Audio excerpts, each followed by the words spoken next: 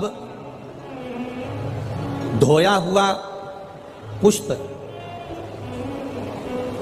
धोया हुआ पुष्प भगवान को समर्पित तो होता नहीं। जिस पुष्प को पानी में धो लिया जाता है, या पानी, कई कई माताओं की आदत रहती है जो पानी का लोटा रहता है, लोटे में पानी भरा रहता है, उसमें फूल डाल लेती है और उस फूल को निकालकर फिर भगवान को चढ़ाती है। भगवान ऐसा फूल कभी स्वीकार नहीं करता। बाल्टी में पानी भरा है, तुम गई बगीचे से फूल बाल्टी में डाल लिए, बाल्टी में पानी भरा था, उस पानी में फूल गिर गए, तुमने वो फूल महादेव को चढ़ाए, देवताओं को चढ़ाए, वो भगवान स्वीकार नहीं करता। क्यों नहीं करता? क्योंकि जल के पात्र में जल भरा हुआ है, उसमें अगर आप फूल डाल दोगे तो जो जल भरा है उस जल नारायण को वो फूल चढ़ चुके हैं। अब वो फूल तुम दूसरे देवता को नहीं चढ़ा सकते, क्योंकि चढ़ाया फूल कैसे चढ़ाओगे? तो हमारे यहाँ सनातन धर्म में धोया हुआ फूल, पात्र में जल भरा है और जल में पड़ा हुआ फूल भगवान को समर्पित नहीं होता। तो जैसे ही गुरु बाबा के सामने पुष्प आए और गुरु जी के हाथ में जैसे ही पुष्प आए तो वो फूल गीले थे। अब पुष्प जब गीले थे तो उन्होंने पूछा, विश्वामित्र जी ने, गुरु बाबा ने, गुरु जी ने पूछा, राम जी, राघव जी, ये फूल जो तुमने हमको दिए हैं, ये पुष्प जो तुमने हमको समर्पित किए हैं, ये पुष्प तो गीले हैं। राम जी ने कहा, प्रभु मालूम नहीं, हमने तो इनको धोया भी नहीं है, क्योंकि हम जानते हैं कि धोया हुआ पुष्प समर्पित नहीं होता, तो फिर ये गीले क्यों है? विश्वामित्र बाबा ने तुलसी की मंजरी को उठाया, तुलसी के दल को उठाया, शालिग्राम भगवान को चढ़ाने के लिए विश्वामित्र जी हाथ आगे बढ़ाने लगे। तुलसी की मंजरी, तुलसी के दल विश्वामित्र बाबा के हाथ से चिपक गए, चढ़ने को तैयार नहीं हो रहे। पूछा बाबा ने, तुलसी तुम आज नारायण पर नहीं चढ़ रही हो, शालिग्राम भगवान पर तुम तुलसी समर्पित नहीं हो रही हो, क्या हो गया तुमको? तुलसा जी कहती हैं, गुरुदेव, तुलसी के क्यारे में हम सारी बहनें एक साथ बड़ी हुई हैं, तुलसी का पौधा लगकर हम एक साथ बड़ी हुई, पर माता जानकी जी जब बगीचे में घूम रही थी तो उनके वस्त्र हमारे पौधे पर आ गया और उनके चलने से, सीता जी के पल्लू के उस चीर से हमारे कुछ पत्ते टूटकर जमीन पर गिर गए। जब ये कुछ पत्ते जमीन पर गिर गए, इसलिए हमें रोना आ रहा है। यही कारण है कि हम आंख से आंसू बहा रहे हैं, यही कारण है कि हम रो रहे हैं। विश्वामित्र जी ने कहा कि राम जी जाओ, जानकी जी से कहो कि जो तुलसी के पत्ते भूमि पर पड़े हैं उन पत्तों को वापस वृक्ष से, वापस डाली से जोड़े। जाओ जरा बोलो।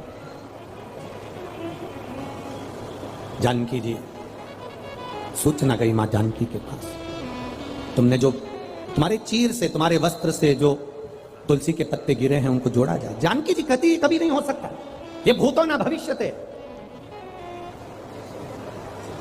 पत्ता टूटने के बाद जुड़ेगा कैसे? मुझे लेकर चलो गुरु बाबा के पास में।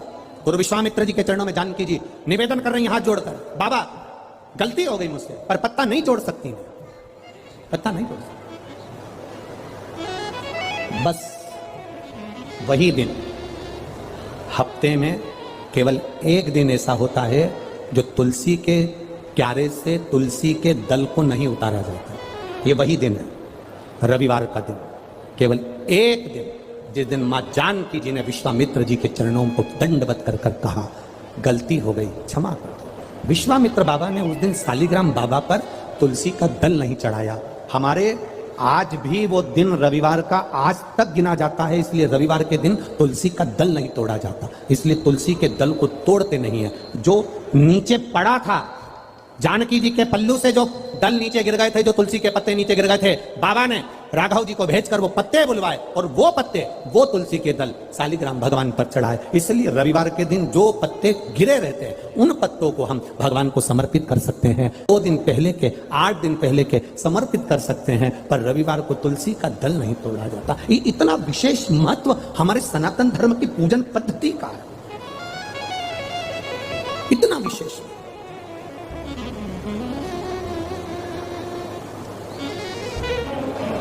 बहुत सावधानी से सुनना, रजस्वला धर्म के अंतर्गत नारी भोजन भी बन रहा है तो उस पर दृष्टि ना दे। रजस्वला धर्म के अंतर्गत नारी पूजन वाली जगह पर ना जाए। रजस्वला धर्म के समय पर नारी अच्छे कर्म की ओर ना जाए। पर रजस वाला धर्म भी अगर तुम्हारा है, कोई बीमारी भी तुमको है, कोई रोग में भी तुम पड़े हुए हो, पर भगवान का नाम लेने में कोई दोष नहीं है। भगवान का नाम तुम कभी भी ले सकते हो जब तुम्हारी मर्जी पड़ जाए। 7 दिन का नियम धारण करो। सुबह उठो, भगवान का नाम लो, स्नान करा, पूजन करो, बाबा के मंदिर में जाके 1 लोटा जल समर्पित करो, घर आओ, भोजन करो। भोजन करने से पहले अपने पास में थोड़ी सी अग्नि, जो तुम्हारे यहाँ चूल्हे में हो, जो भी अग्नि हो, उसको लेकर जो भोजन की थाली में भोजन है, उस थाली के भोजन को निकालकर अग्नि में दीजिए। 1 रोटी निकालकर गौ माता की दीजिए, आधी रोटी जो भी भाग निकाल सकते हो वो स्वामी को दीजिए, और फिर बाबा का नाम लेकर प्रसाद समझकर भोजन को ग्रहण करिए। दिन में शाम को अपने कर्म को करते करते भगवान का नाम लेते रहिए।